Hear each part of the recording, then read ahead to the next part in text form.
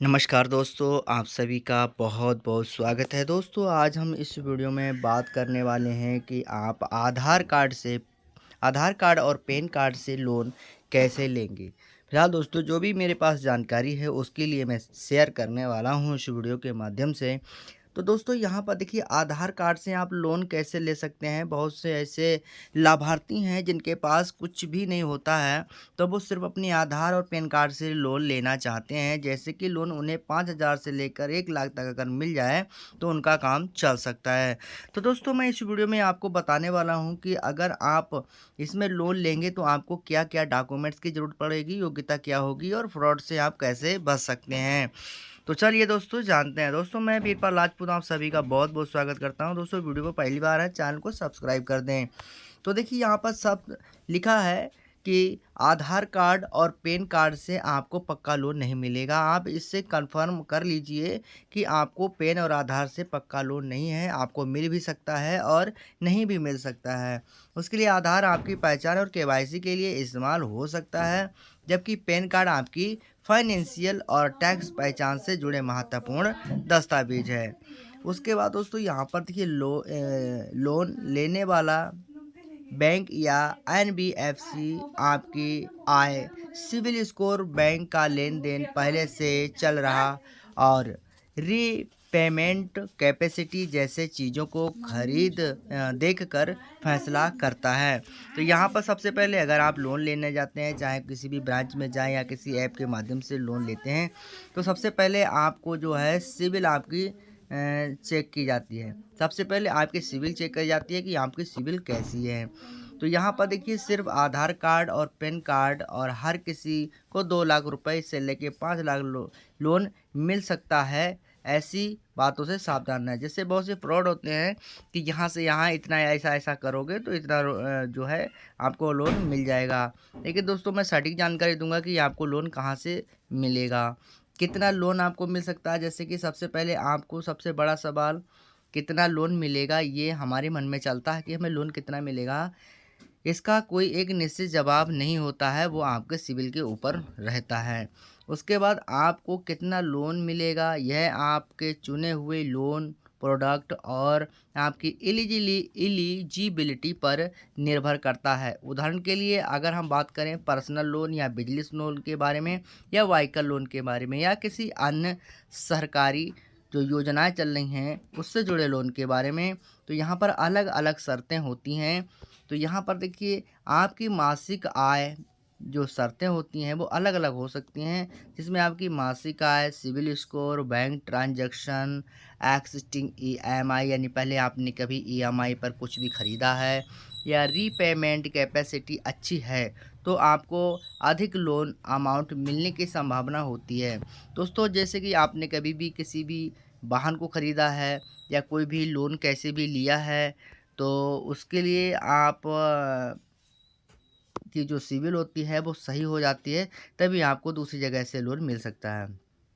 लेकिन आपको ध्यान रखना है कि कोई भी व्यक्ति बिना आपकी एलिजिबिलिटी जांच निश्चित यानी लोन अमाउंट की गारंटी नहीं ले सकता है। अगर आप लोन भी लेंगे तो उसकी कोई गारंटी नहीं है कि आपको लोन मिल ही जाए। अगर मिलेगा तो कितना मिल सकता है। तो लोन के लिए कौन कौन से दस्तावेज लगेंगे दोस्तों, अगर आप इसे लोन लेना भी चाहते हैं और आपकी सिविल भी ठीक है, आपने ईएमआई भी ले रखी है, तो आपको क्या-क्या दस्तावेज़ देने होंगे। आम तौर पर आपको दस्तावेज़ तैयार रखने हैं, जैसे कि आपके पास हो गया, सबसे पहले हम बात करेंगे यहाँ पर देखिए, सबसे पहले आपका हो गया आधार कार्ड, पैन कार्ड।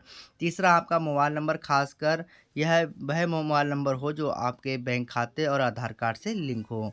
चौथा, जैसे बैंक अकाउंट और बैंक स्टेटमेंट आपका ठीक होना चाहिए।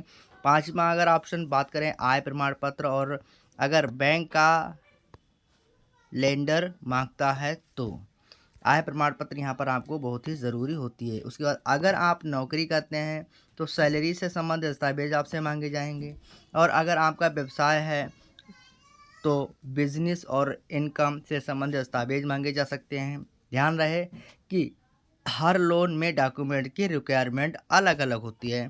तो दोस्तों, जैसे कि जो आप लोन लेते हैं तो लोन के हिसाब से अलग-अलग डॉक्यूमेंट्स माँगे जाते हैं। और सबसे बड़ी यहाँ पर आपको ध्यान रखना है कि सबसे बड़ी हमारी बात होती है सिबिल।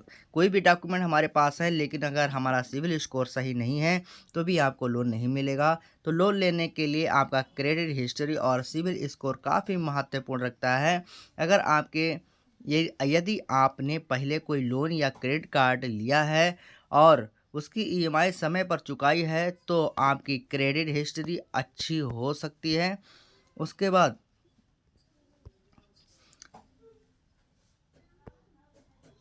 देखिए बहुत ज़्यादा लोन या लोन मिलने से परेशानी हो सकती है या इंटरेस्ट रेट अलग हो सकता है। इससे लोन मिल गया या कहीं भी प्राइवेट सेक्टर से लोन लेते हैं तो वहाँ पर ज़्यादा आपका जो ब्याज लेते हैं, और अगर सरकारी सेक्टर से लेते हैं तो आपको लोन में थोड़ा सा जो है आगे पीछे जो कमीशन जो ब्याज होता है वो हो सकता है। उसके बाद हम लोन कैसे लेंगे? लोन लेने के लिए देखिए यहाँ पर लिखा है, आप जानते हैं कि महत्वपूर्ण बात लोन के लिए आवेदन कैसे करना है। सबसे पहले आप जिस बैंक यानी एनबीएफसी से लोन लेना चाहते हैं उसकी ऑफिशियल वेबसाइट या ऑफिशियल मोबाइल ऐप या नज़दीकी आप ब्रांच पर जाएं। यानी जिस भी ब्रांच शाखा से आप लोन लें तो सीधे से आपको ऑफिशियल वेबसाइट जाना है या उसका ऐप मोबाइल ऐप इंस्टॉल करना है, या सीधे से आप उस ब्रांच में जाकर डायरेक्ट ही उनसे लोन लेने की बात कह सकते हैं। और उसके बाद दोस्तों फिर एप्लीकेशन फार्म भरना है। इसमें आपका मोबाइल नंबर, ये आधार, पैन कार्ड डॉक्यूमेंट, ये सब आपको जो है जमा करना होता है। बैंक लेंडर आपकी जानकारी वेरीफाई कर सकता है। इसके बाद आपको क्रेडिट स्कोर, इनकम और पेमेंट कैपेसिटी आदि को देखकर जो लोन आपका अमाउंट बना है वो लोन एप्लीकेशन का एक्सेसमेंट किया जा सकता है। अगर आपकी एलिजिबिलिटी क्राइटेरिया पूरा करते हैं और एप्लीकेशन अप्रूव हो जाता है तो लेंडर आपको लोन एग्रीमेंट और अन्य जानकारी देगा। सभी शर्तें समझने के बाद एग्रीमेंट पूरा करें, उसके बाद मंजूरी की गई लोन अमाउंट आपके खाते में भेज दी जाती है। तो दोस्तों ये लोन लेने का यानी आप समझ सकते हैं कि अगर आप पर्सनल लोन अगर लेते हैं तो इसमें आपके सबसे पहले महत्वपूर्ण रखता है सिबिल। यानी अगर आपकी सिबिल ठीक है, आपने कहीं लोन ले रखा है, ईएमआई ले रखी है, वह आपने बहुत सी आसानी से उसे पे कर दिया है, तभी हो सकता है कि आपको पैन और आधार कार्ड पर 50,000 से लेकर ऊपर लोन मिल सकता है। तो दोस्तों अगर आपको ये जानकारी पसंद आई हो तो चैनल को सब्सक्राइब, लाइक एंड शेयर कर दें दोस्तों। फिर मिलेंगे नए वीडियो नए टॉपिक के साथ, तब तक के लिए नमस्कार।